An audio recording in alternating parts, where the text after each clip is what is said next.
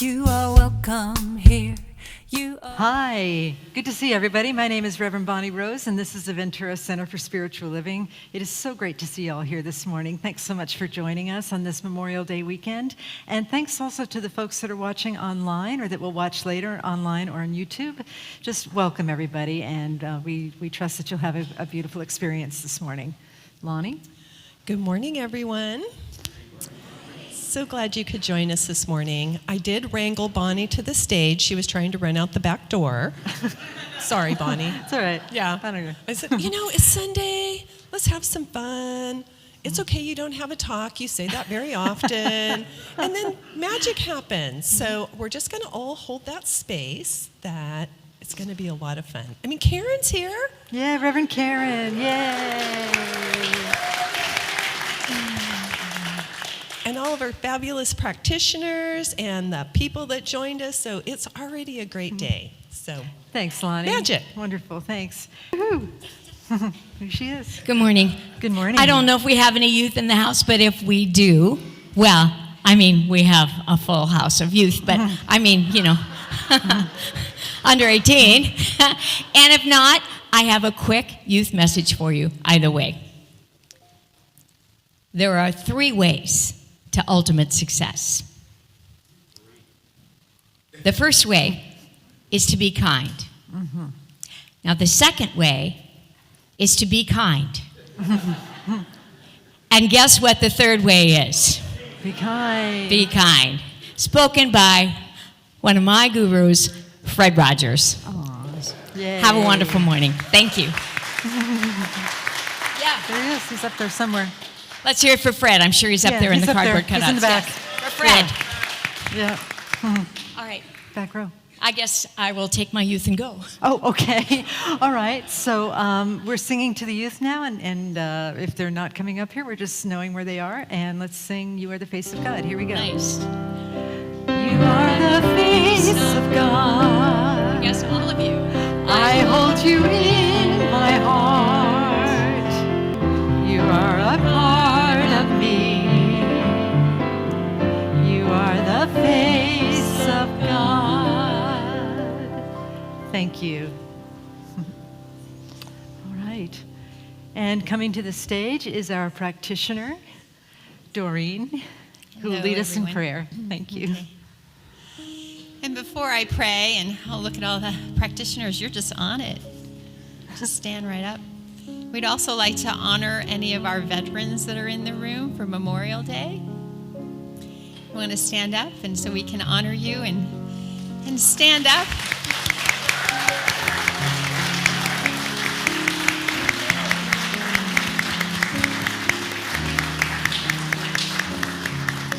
And please stay standing while we just hold you in prayer. Okay. That was a little more emotional than I thought. Okay. So as we just turn our attention inward, recognizing our breath,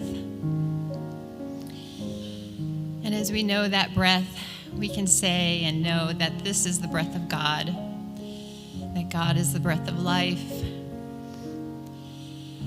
And as we join here together, we are here to remember those that are here who have lost. But we're just simply here to remember that the power and the presence of the one life lives and breathes and has its being through all of us. It lives and has its being through this service today. Knowing that we are here to open up our hearts and our minds. And yes, hear the talk that Bonnie doesn't think she has, but we know she does. And we're always amazed and always filled up and fueled up for the week and more. And so I also say a special prayer to Emmanuel mechanic who was a veteran and we've lost.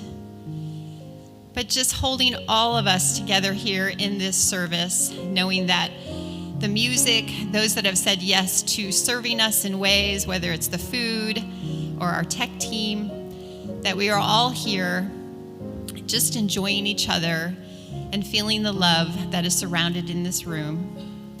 And so with a grateful heart, I just say thank you for this amazing service. And together we say, and so it is. And so Amen. it is. Before we move on, I just want to do an addendum to that prayer, right? Emmanuel Mechanic is not a veteran. He's being deployed tomorrow, and his mother asked for a special prayer for him, for safety, for grace, for goodness, for love, to be held, guarded, guided, and protected in the tenderness that is love, that is God. And also prayers for his dear mother and his dear family. Just trusting and knowing that the Spirit of the living God is with them, is allowing them to feel the peace that passes human understanding in the knowing that beloved Emmanuel is held safely in the sacred trust that is divine. And so in this prayer, I simply say thank you. Thank you for grace. Thank you for passion. Thank you for compassion. Thank you for love. Thank you for guidance and protection. And I release these words into the divine mystery, trusting and knowing that God is with Emmanuel always. And so it is. And then I just gently breathe into this message, into this peace, and into this knowing, and pass the word to Hugh, who will do our sacred reading. An excerpt from Make Virtue Viral by Nipun Mehta.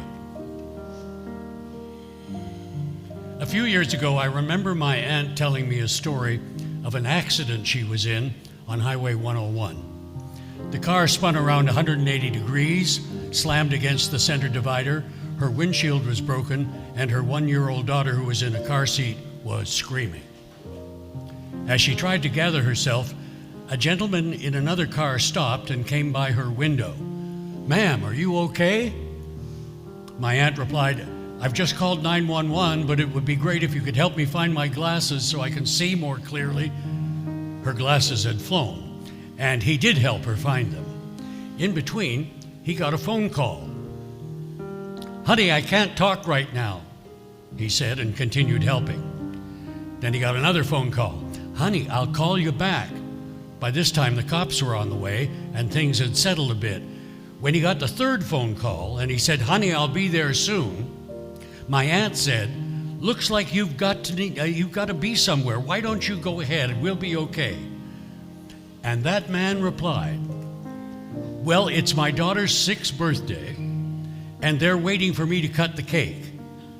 But you know, ma'am, if you were my wife and that was my daughter in the back, I'd hope that someone would stop and take care of you till you're okay." He stayed till the cops came. It was a beautiful act. But if you were my aunt and you were to ask her, its most powerful effect wasn't on her or her daughter, but on her husband, my uncle. My uncle can never, ever pass a stranded vehicle without thinking of how a stranger stopped to help his family once. So he helps. And those he helps will help others, and the chain will continue. Today's dominant paradigm wires us to think big, control life, get noticed. But don't weigh yourself down with thinking big. Small is beautiful, because small connects. What you give up in the impact and scale of the action, you will gain in awareness and understanding of interconnections. That awareness, combined with skillfulness, will allow you to tap into the power of the ripple effect. And so it is. And so it is. Thank you. And so tapping into the power of the I am, knowing that I am is another name for love, for God, for spirit, for grace, for kindness. We remember who we are in this sacred moment. And we remember for ourselves, but we also remember for every single person in this room. We remember for the cosmos, knowing that truly there is only one of us here as the body of the I Am. It is in everything. It is everything. It is the ocean, it is the trees, it is the sky, the sun, the stars, and it is the minute details of our lives. And so let us sing together, I am remembering who I am, as we know the truth for ourselves, but also for all beings everywhere. I am remembering who I am. I am remembering who I am. I am remembering who I am. I am remembering. I am remembering. I am remembering who I am. I am remembering who I am. I am remembering. I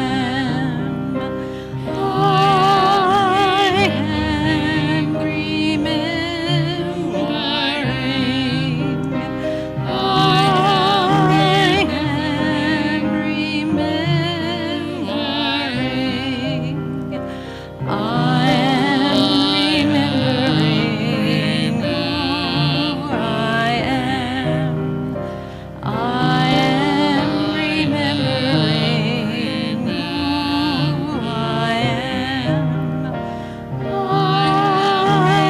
I am remembering who I am. I am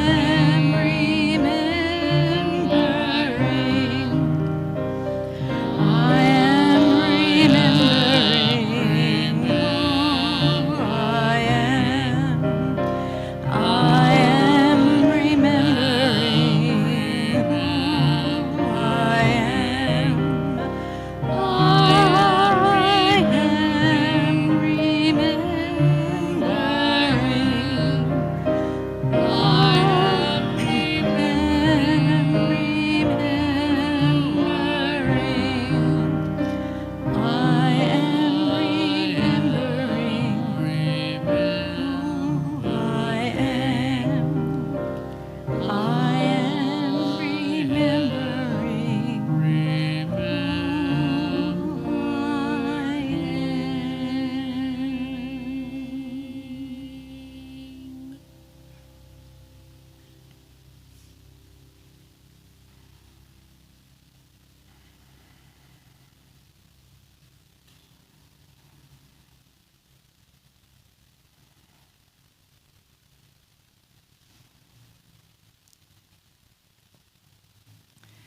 In deep remembrance of the love of pure spirit that dwells in all of us, let us breathe in deeply and then open our eyes in love, as love, and in service to what is, as it is, and so it is.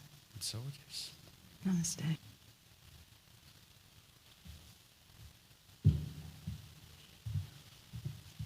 We got the stairs all with white strips. Now I don't have to stumble up the stair anymore and hop over towards the piano. It's lovely. Good morning, Ventura. Although that would be fun, I'm holding back. So this song came to me. I had to change the song I planned to do because I felt moved to do this one. And that's what I do these days. I kind of listen to those, right? We listen to those little hits that we get from the universe. Anyway, so here it is.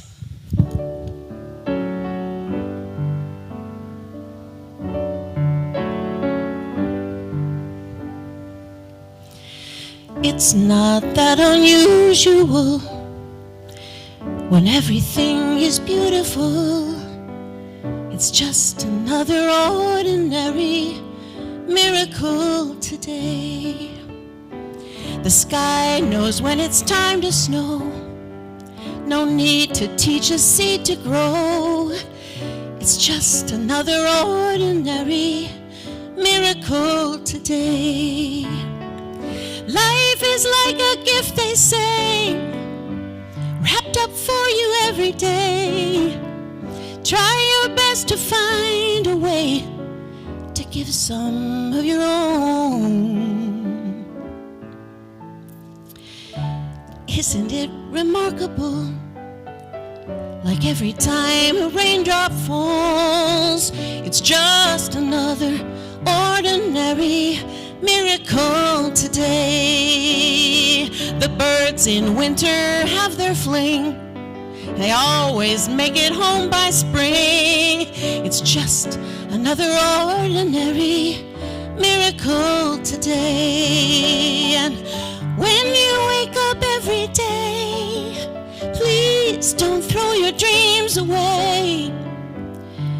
Hold them close to your heart, 'cause we're all a part of the ordinary miracle.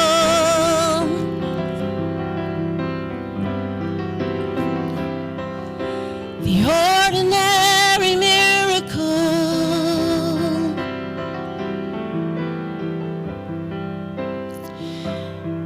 Do you want to see a miracle? Oh, yeah.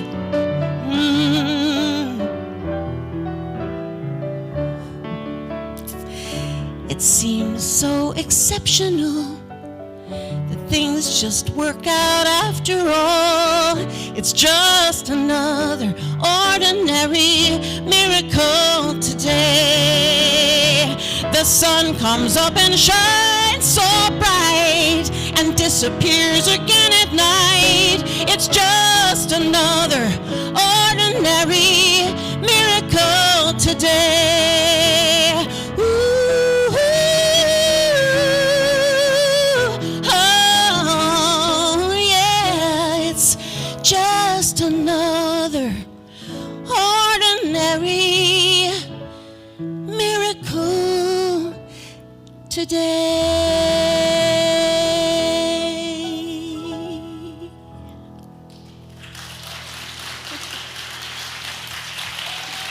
Thank you.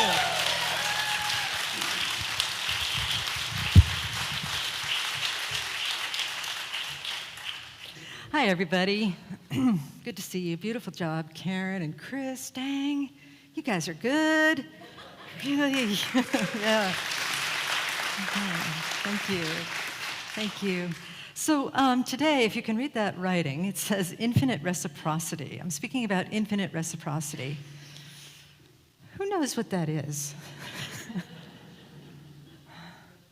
Okay, I'm seeing some Mobius strip signs here. Good job, okay. Lita, would you like to come up? No, I'm kidding, okay. All right. So the reason I'm bringing that up is that last week, many of us heard my friend, and I call him my mentor, but he doesn't approve of that title. He more prefers friend or brother, Nipun Mehta, who is in the choir loft there next to my dog. Oh, and the Dalai Lama used to be there, but he got moved back. Anyway, through no fault of his own, I might add. But anyway, he came and he spoke to us, and I don't know, like, how many of you heard it, but afterwards, I knew it was great, and in the moment, it was great, and afterwards, I was like, what did he say? Yeah. And in the Q&A afterwards, too, he did a question and answer afterwards, like, that was great, but what did he say? And later on, when we went out, Nipun and I went out to lunch, and I also, it was like, took a while to process, so I listened to the recording of last week, and you all are welcome to listen to it as well. And I thought I'd kind of go over some of the finer points of what he talked about, just so that we continue to get really grounded in these principles, because I think they're really important. I've just been having this great online discussion with a bunch of ministers about polarization and some of the things that we're facing in the current culture. And I think that, particularly in this center, one of the things that we do is that we try and abide in Rumi's field, in that place beyond wrongdoing and right doing, where we recognize the power and the presence and the love of all beings, and we try and reconcile opposites and be that place, the creative place where creative empowerment, where creative divine love can show up and guide us in ways that are a blessing to everyone, not only the people that we agree with, but also the people that we disagree with. It's very much like Gandhi's methodology of social change. So anyway, back to Nipun. Nipun said, when I asked him, there's a lot of stuff going on in the world, and I asked him, what do you think the root cause of all of this stuff is? Like all of the isms and the fighting and the polarization and some of the political issues and some of the injustices. And he said that he felt that the root cause was distraction. He said that the main distraction is transaction, which is like a quid pro quo relationship with life, that if I do this for you, then you owe me this, right? And that there's this transactional consciousness that has overtaken us. It's very much about getting more stuff. It's what Joel Goldsmith would call seeking greater matter versus seeking a deepening in consciousness. We are very much a transaction or organized society, particularly in the West, I would say, but then again, I don't know as much about the East, but we're very much dedicated to transactional relationship, not only among each other, but also with God, right? It's pinky time. How many of you have begged God and bargained with God? Raise your pinky if you have. Ooh, David's raising his whole hand. Doreen's raising 2 hands. Wow. Yeah, pinky time. So that's a transaction. God, if you do this for me, then I'll do this for you, right? One of my biggest transactions with God was when I wanted something really badly, and I promised God I would be nicer to telemarketers.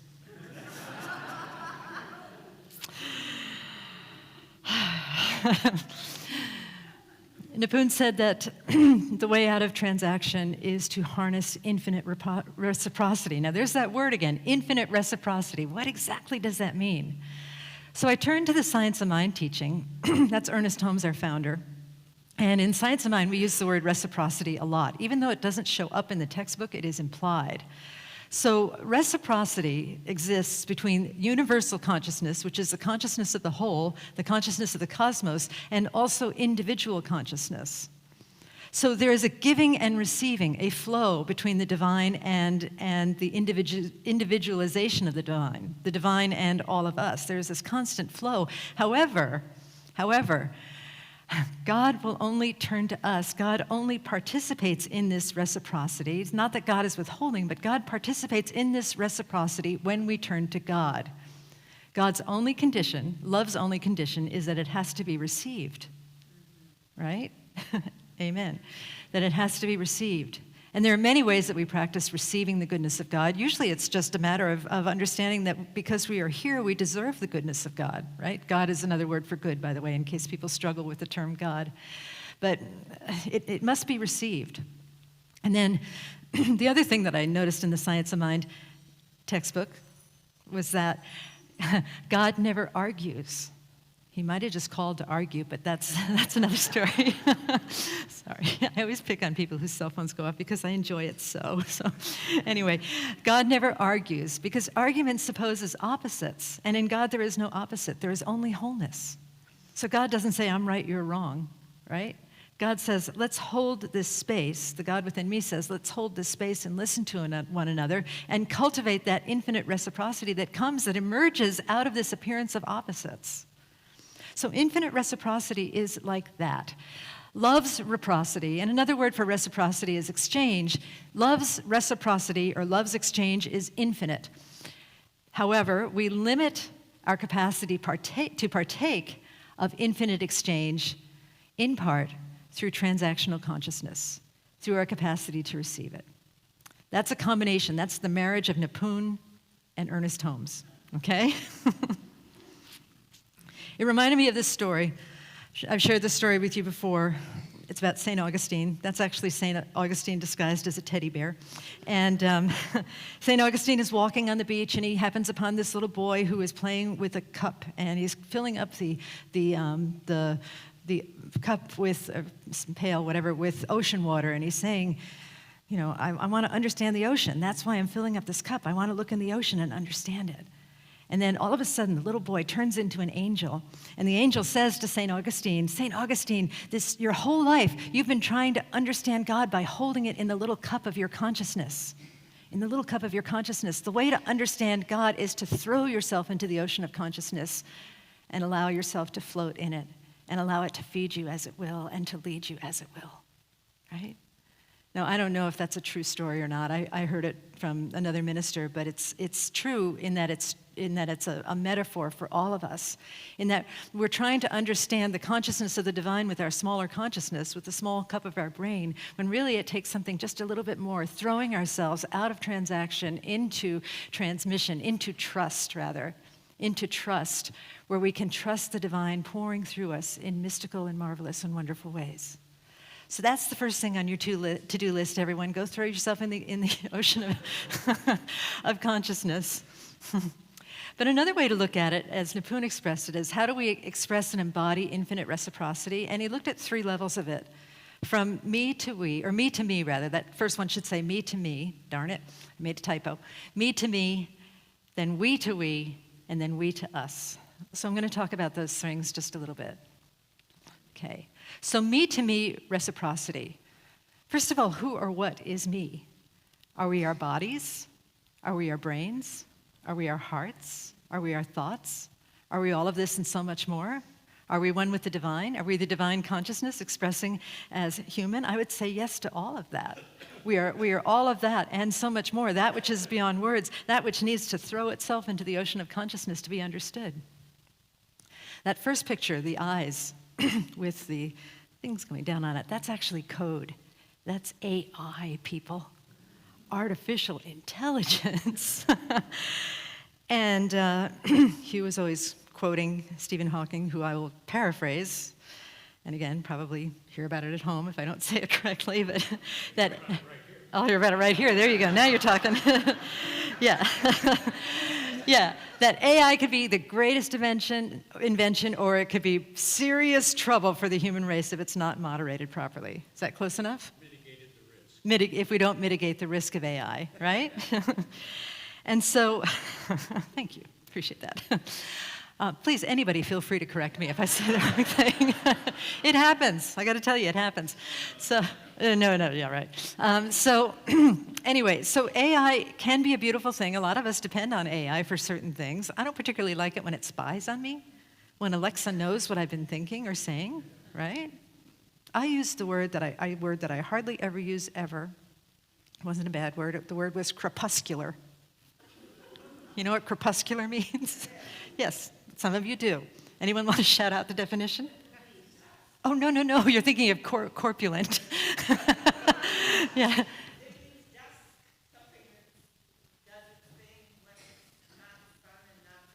Yes.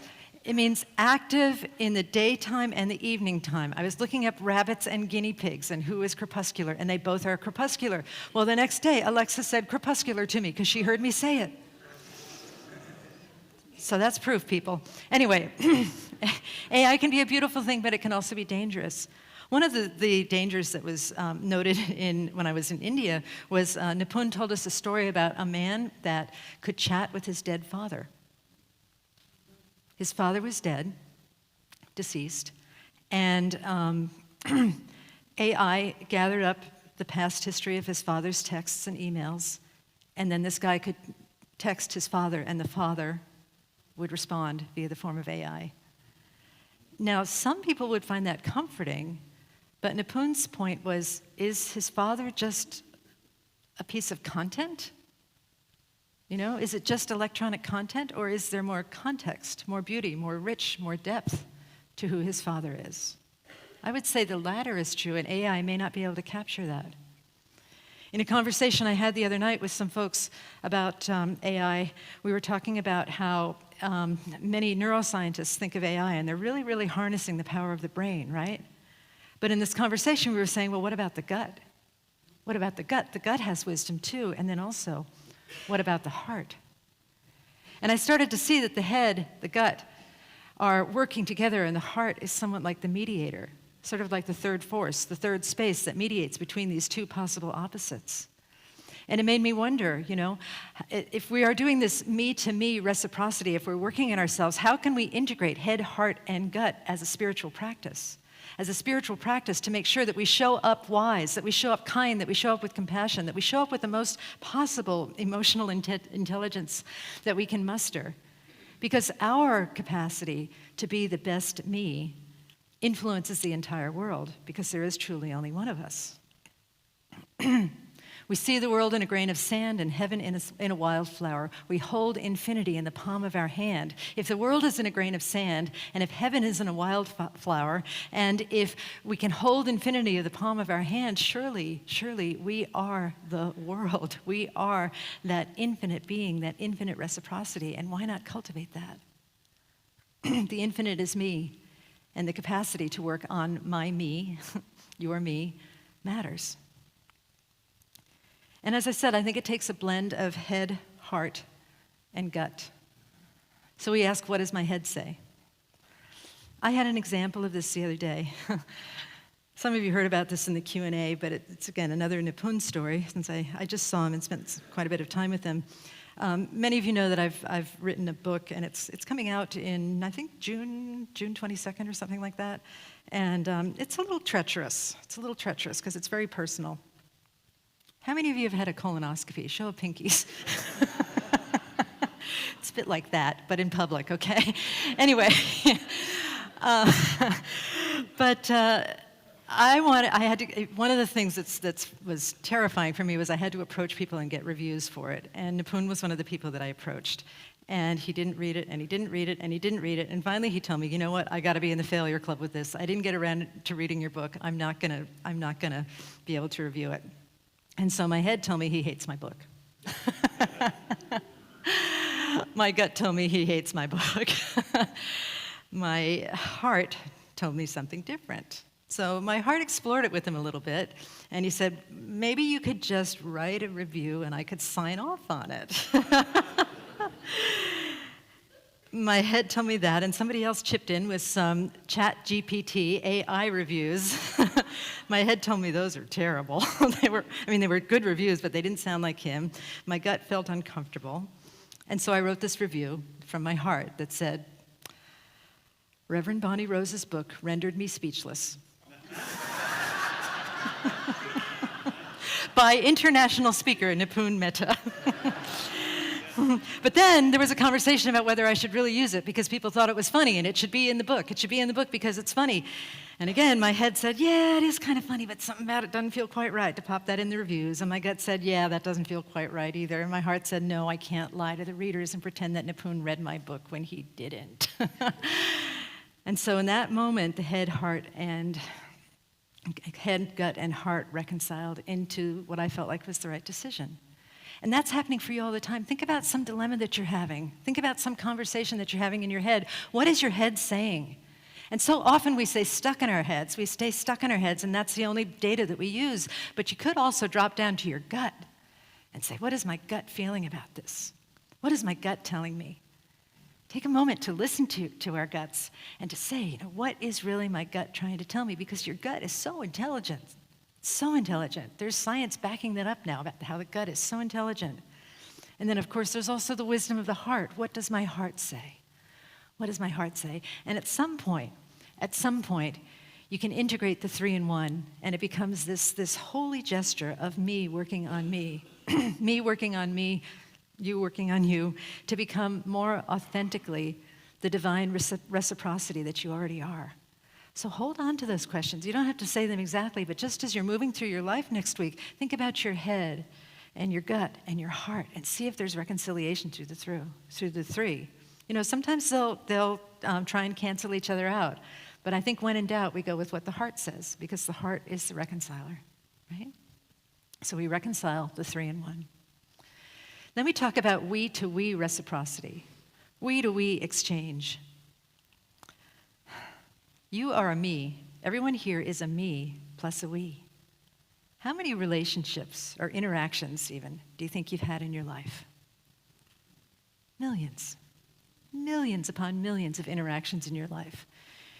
When we are with one another, we bring all of that to the table. When I am with my brother Nipun, I bring all of my Americanized interactions. He brings all of his Indian interactions. And all of that creates this cosmic soup. That's why I say it's so important. It's so beautiful when people choose church, because we're all creating this we-to-we reciprocity is creating something mystical and magical in this thing, in this gathering. And this gathering would not be the same without you. Every single person here is adding value to this gathering. So you are a me plus a we And in the we to we, multiple histories converge.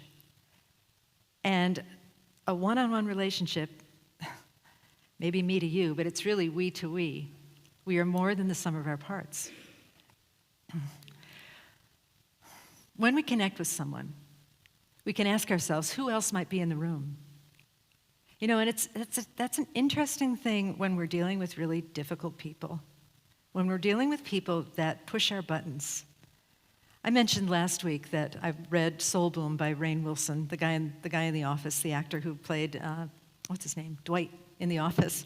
And he talked about how if you're with somebody and there are 8 things you can't stand about them, think about the 2 that you adore about them, that you like about them. He said it might even be something as simple as personal hygiene, right? That person combed their hair today. Well, I didn't, but anyway. But just think about, try and focus on that. Soften our gaze and focus on that.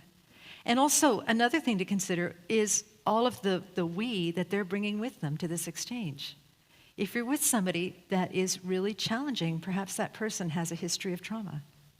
Perhaps that person has a history of being rejected by others and they're a little bit defensive.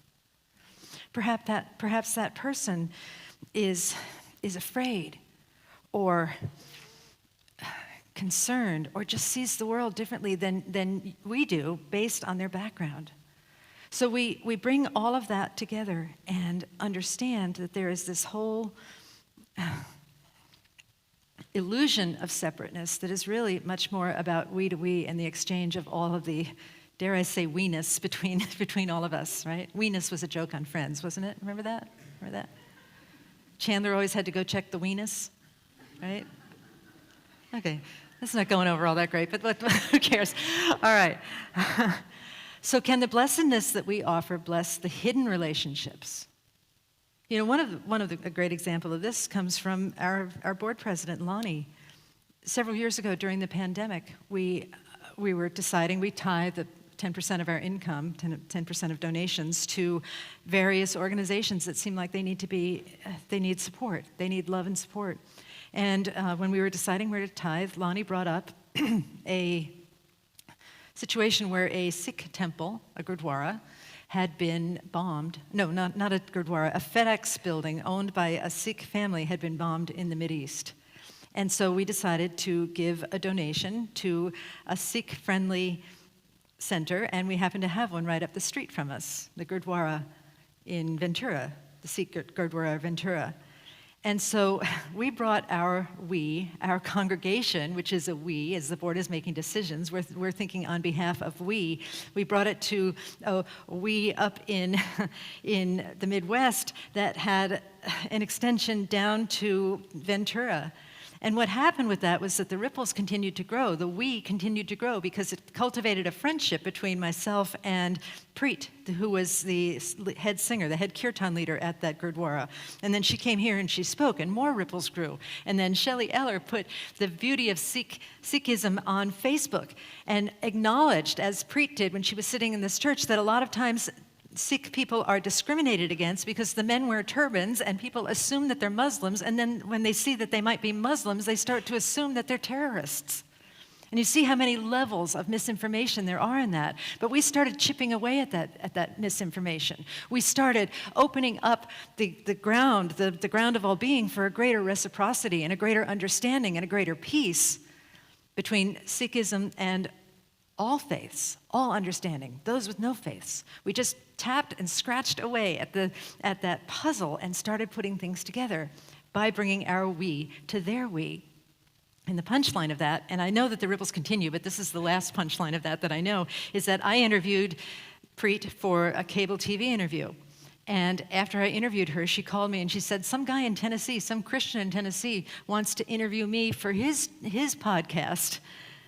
You know, a Christian podcast that was interested in Sikhism and interested in blessing this particular path and understanding that they are often the recipients of ill will. So it works like that.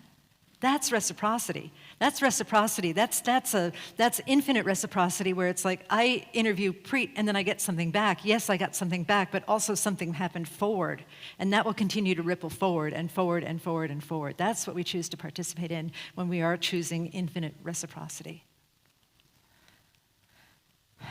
We to us reciprocity. I was struggling a little bit with this. What is the difference between we and we to us? And what I came up with is that we to us is really we to all. We to all. It's an acknowledgement that when we work on ourselves, when we work on our interpersonal relationships, we are working on all interpersonal relationships, not only with human beings, but with the animal kingdom, with the entire cosmos, with the eye in the sky, with the divine, right? We open into empty space, and in empty space we find grace. That's by Brother Ram Dass, right? So we to us reciprocity. We to us moves us from believers, believing that there might be something to this, might be something to this ripple effect, might be something to the idea that small acts of kindness matter, might be something to this idea of reciprocity. And then we start to behold it. We see it in perhaps the examples that I just presenced, or some examples that might be happening in your own life. We start to see that there is this exchange, this beautiful dynamic exchange that not only exchanges between the two of us, but moves forward, ripples into the world, and then we become it. We move from believers to beholders to becomers. We are the infinite reciprocity that we wish to see in the world, and that becomes our joy and our purpose and our privilege to be able to hold that space for that beautiful, beautiful, infinite reciprocity that blesses not only us, not only blesses the other, but blesses the allness of being as it blesses us back. Because we cannot outgive God. We cannot out-reciprocate God. We cannot out-reciprocate the us or the allness. We become the infinite givingness of spirit, which is how Ernest Holmes described grace. Ernest Holmes defined grace as the infinite givingness of spirit, whose only condition is to be received and circulated, right? And giving and receiving become one. We move into that place of oneness where, have you ever been in a situation where you are giving and you don't really feel like you're giving because you're receiving so much back? That happens all the time as we start to move into this place of infinite reciprocity. Giving and receiving become one. I want to give an example of that. Several years ago, we had the privilege, the honor of bringing 17 children and their mentors from India in what was called Jai Jagat. Jai Jagat means glory to the world, glory to the planet, or glory to the cosmos. Different translations, but that's the one that they were using. And they came to this center, and they did a show in Orange County, and they also did a world tour. 17 children that were from the slums in India, from underserved areas. And we did the fundraising to bring them here. It was a beautiful experience. And they came to our center also on a Sunday to bless us with their presence and to bless us with their songs. And then I want to call forth one of our congregants who is particularly blessed, and she's going to tell us a little something about that. So Karen, will you come forward? Let's give her some love.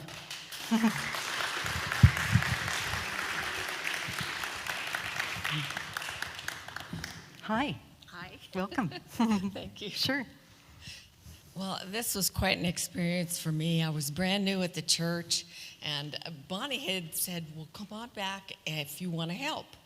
So the Jai Jagat children were lined up at the door, and then Bonnie says, well, we're going to give them some leis to put around their head.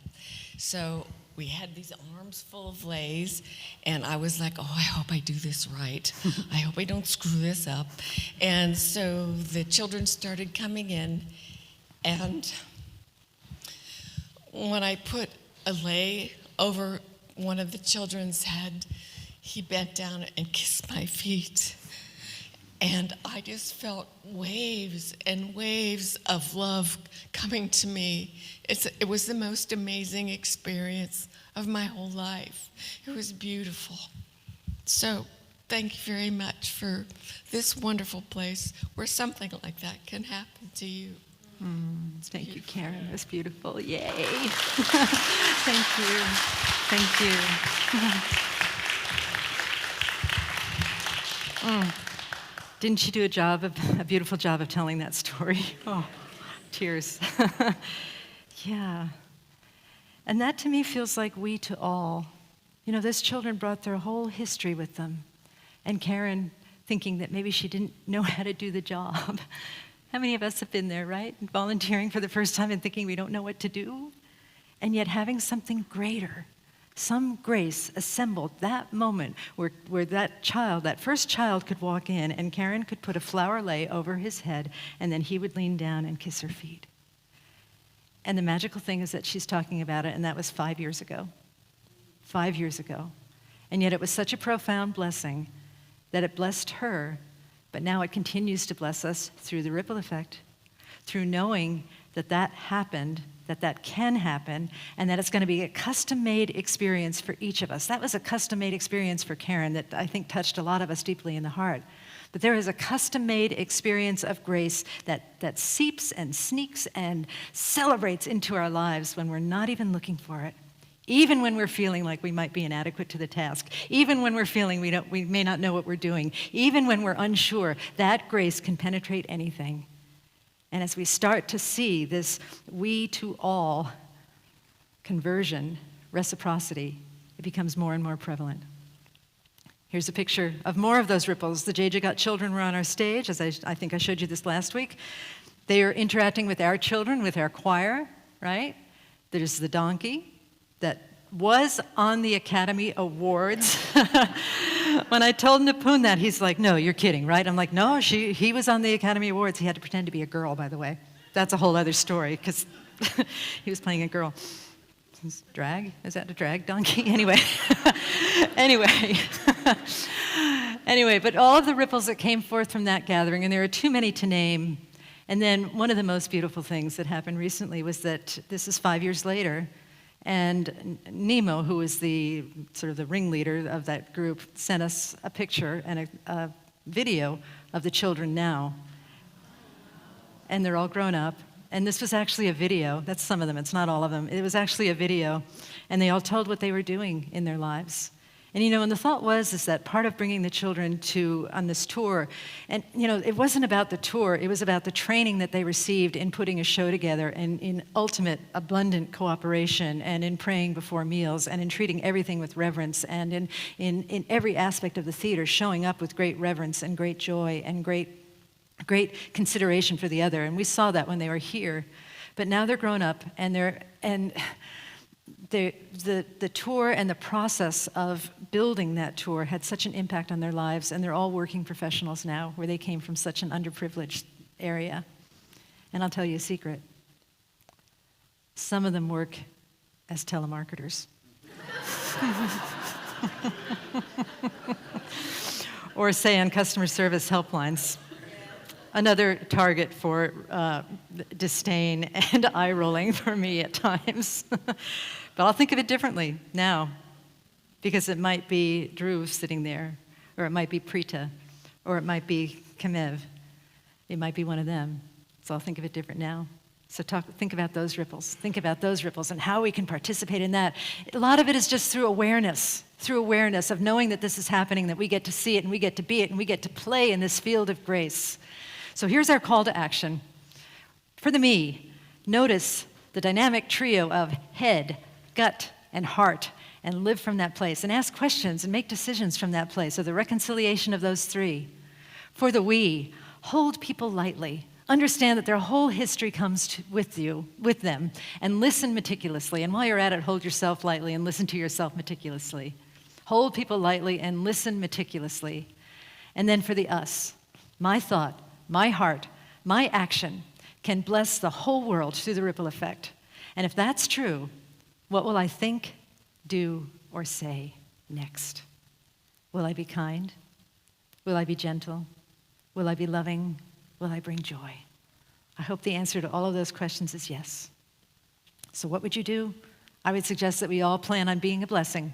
From this day forward, that we plan on being a blessing. So let's affirm together, I am a blessing. Good job, everybody. Namaste. Let's talk. Let's pray. All right. So turning within, I just celebrate the divine grace that has brought us here, that has assembled us here today, trusting and knowing that it is bigger than my individual self, bigger than any individual self, but that it is so much a part of who we are. It is divine grace held in these small bodies that is just surging forth and rippling forth and eager to get out and spread goodness in the world. So I unify with that divine grace, both externally and internally, both beyond the place that is directionless and timeless. I just recognize and unite with that divine grace. I identify with it. That which is beyond my understanding, I identify with that right now.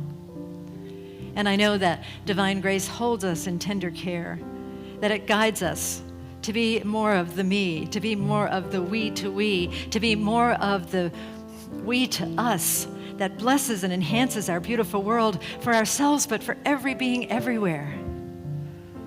Here on this Memorial Day, I say a special prayer for our brother that is being deployed tomorrow, but also for all soldiers everywhere.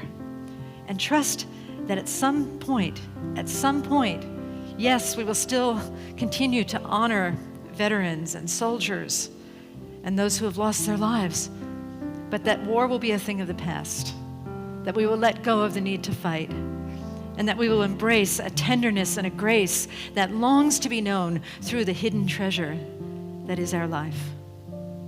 And so I know that hearts have been transformed today, lives have been uplifted, that beauty has been revealed, inner and outer beauty, and that we take this message home and allow it to penetrate the deepest parts of our lives so that we are truly that blessing to the world that we spoke of. I'm so grateful for this message, so grateful for this teaching, so grateful for transformation. Again, so grateful for everyone that has said yes to church today, because your presence matters here. Your presence lifts all of us, no matter what. And just so grateful for all paths to God, churches, synagogues, temples, mosques, ashrams, gurdwaras, fundamentalists, atheists, agnostics. Grateful for everyone blesses us in seen and unseen ways. And with a heart that is so filled with gratitude and so filled with love, I say thank you, Spirit, thank you, love. And I release these words to the divine mystery. And together we say, and so it is. Thank you. Magical. Thank you. I was thinking back when we were here and nobody else was. And the whole us, like we really held a space for this day, this moment. We didn't know what it would look like. We didn't know who would be sitting there. But we knew the importance of continuing to navigate into the us. And each of you are so important to us in the way that you show up, the hearts that serve and being served. You matter. And in this world today, it's kind of easy to forget that we matter. But today, we know we matter. And so thank you, Bonnie. My pleasure. Thank you. And so as we prepare our offering, I was thinking, I was listening to your message. Good. I was also thinking, Okay. which happens occasionally, that the offering is such a great example of the me, we, us. Yes, it is. Your gift is from your heart. It goes collectively with others' gifts, and then we share it. It goes out into the world and blesses so many organizations, our own sanctuary. We just set it free. So this morning, I just invite you to be in that space of the me to we to us. It will change your life. So I invite you to place your offering over your heart and repeat after me. We trust in spirit. We trust in spirit. Love is the giver and receiver of all that we are. Love is the giver and receiver of all that we are. We offer this gift. We offer this gift. It is an outer expression of our inner abundance and compassion. It is an outer expression of our inner abundance and compassion. Our gifts bless many. Our gifts bless many. And return to us multiplied in miraculous ways. And return to us multiplied in miraculous ways. So that we may give again. So that we may give again. And so it is. And so it is. Thank you. So I wrote this next song. It's called The Ocean. I should have called it The Ocean of Consciousness. What was I thinking? I don't know. I can rename it, I guess. Based on a Rumi quote. And hopefully it goes with that fabulous talk.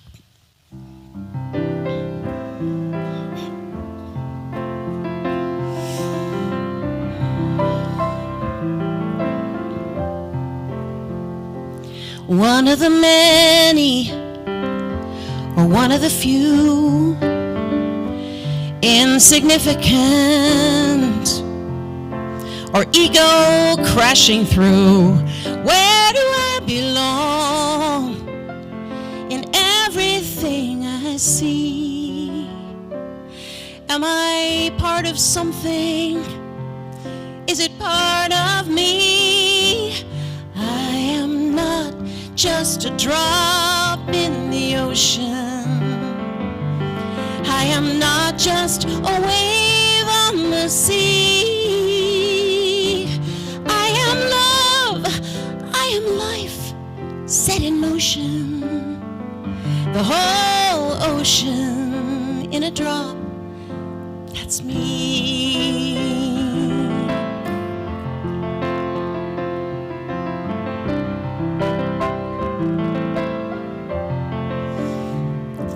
Part of the problem, or part of the cure. Sometimes a renegade, and sometimes so unsure. Where do I belong in everything I see? Am I part of something? Is it part of me? Just a drop in the ocean, no. I am not just a wave on the sea. I am love, I am life set in motion. The whole ocean in a drop, that's me, yeah. Sacred and profane, by any other name would smell as sweet. Divinely human, oh, never play it small. The world is at your feet. Keep your head in the stars and your toes in the sand, 'cause you are not just a drop in the ocean. You are not just a wave on the sea. You are love, you are life set in motion. The whole ocean in a drop, and we are not just a drop in the ocean. No, we are not just a wave on the sea.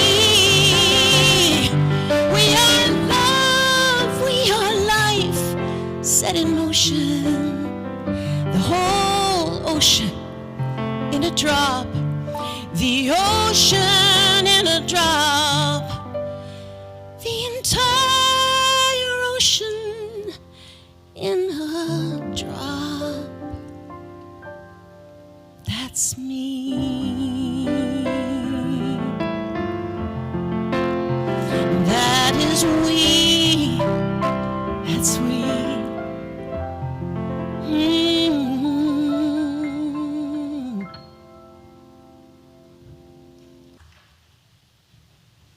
Thank you, Karen and Chris. See, you're collaborating with Brother Rumi, right? It's based on a Rumi quote. We are not just a drop in the ocean, but we are the ocean in a drop. Yeah, awesome. Love it. I say that song works no matter what title you give it. There you go. Okay. All right. So there's a lot of this information on the website, and if you'd like to sign up for our newsletter, there's a clipboard out there that will keep you posted. We've got ambassadors here today, and if you would stand up. So there's Pam and Raina. Hi. So they can answer any questions about the center if you're new and you'd like some questions answered. Let's see, on June 10th, which is a Saturday, I believe, we are having Sanctuary Beautification Day. I believe Karen Collins is somewhat in charge of that, yes? And we're going to show up and beautify the sanctuary. Just a little polishing and elbow grease and stuff like that. You can show up, or it's at 12:30 p.m., or you can just email Jennifer in the office. And then on the 19th, we're doing a mantra concert for the solstice. This is a beautiful event. It's a beautiful meditation that brings you deep. Brock Travis and Kelly Jean Anderson are doing this together. And it's really just a very heart-opening way to start your summer season. So I highly recommend it. We're partnering with the Red Cross for a blood drive on Tuesday, June 20th. You need to sign up to participate, and there's flyers for that on the concierge desk. We also have a lost and found at the concierge desk, so if you're missing anything, it'd be a good time to check that out. Outreach. We've got several outreach opportunities, family to family, lift up your voice, and there's lots of information about that on our desk out there. Choir rehearsals today, 11:30 to 12:30, Hearts in Harmony. Everyone is welcome, and it's downstairs. And then after service, we have lots of options. We've got hospitality, so you can participate in that. We're also looking for people if they want to share, like kind of a potluck feel. If you want to bring some food or some goodies, feel free to bring those along. And be sure to check our bookstore, and we also have a giveaway table. Those at home watching, please share our Facebook page.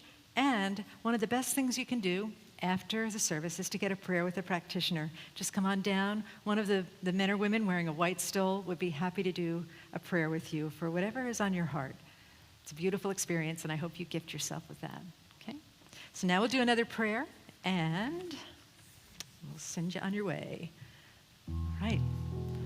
So turning within, we just know that we have been here in this sacred place, in this beautiful, beautiful sacred place where we have gathered together to hear, to question, to listen, to learn, to open our hearts to a greater experience of community, a greater experience of spirit. And we trust that whatever has happened here today, the community, the music, the message, just the energy in the sanctuary will bless every single life individually so that we may bless lives collectively. We're so grateful for this time together, so grateful for transformation. We say a special blessing to our world, to our life, to those who are serving in the military, to all beings everywhere, to the stars, the plants, the seas, the animal kingdom, to everyone. And with grace and kindness and tenderness, we allow ourselves to be that blessing we wish to see in the world, and we give thanks for this divine opportunity to be born into this body at this time. We are filled with grace, filled with wonder, filled with love, and in this fullness, we say, thank you, God, and we release these words into the divine mystery, and together we say, and so it is. Namaste.